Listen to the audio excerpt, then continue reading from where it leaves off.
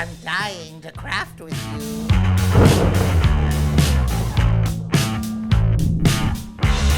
Hello, happy Halloween, and welcome back to HGTV Handmade. Well, Halloween really is the scariest time of year, and why settle for a traditional wreath when you can make a spooktacular one that really screams Halloween? Literally. Ah!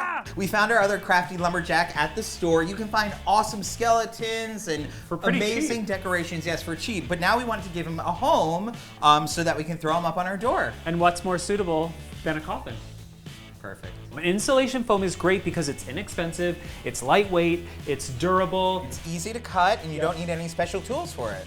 So we're gonna start by just drawing a line down the center from one corner to the bottom corner. So we did 5 inches on top, about 8 inches down, and then 11 inches across. we want the bottom a little smaller than the top, so we're gonna do 4 inches on the bottom. If you're thinking, this doesn't make any sense, but you know of an easier way, that's a great way to do it. Yeah, you do you, boo. You do you, boo. Oh. Okay, and now we're just gonna connect our lines. Now we're gonna cut it out using the utility knife. It's hard to get a straight edge, but you just wanna do your best. We found that if you use a ruler and just kind of slice the insulation foam about 3 times, don't force it, just kind of take your time. If you have an issue with your cutting, you can always sand it down. That looks great. Okay, let's keep going. It really is the worst sound ever. It's perfect for Halloween sound effects. That's true. I'm getting good. Well, okay, let me do this last one. No, you can cut the walls. I'm on a roll here.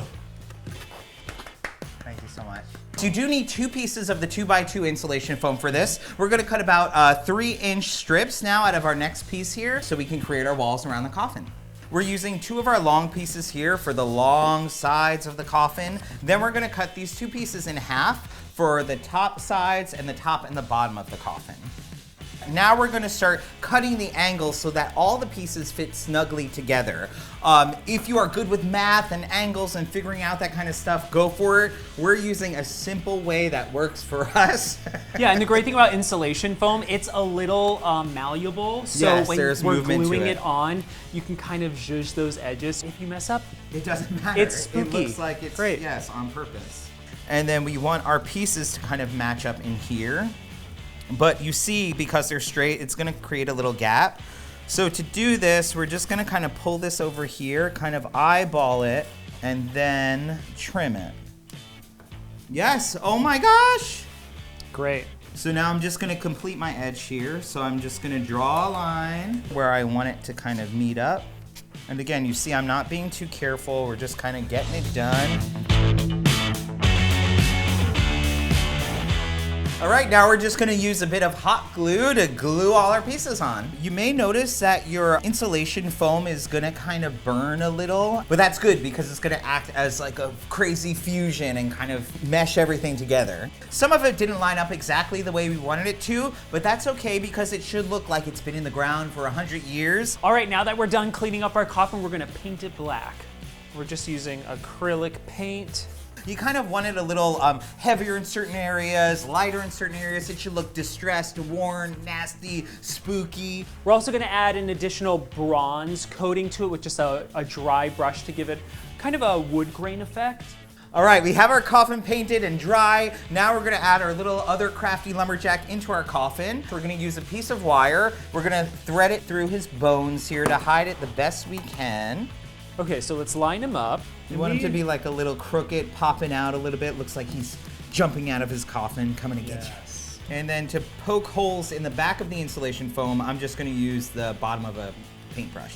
And then we don't want the wire to cut through the insulation foam, so we're gonna use cardboard pieces just to kind of put in there for additional security.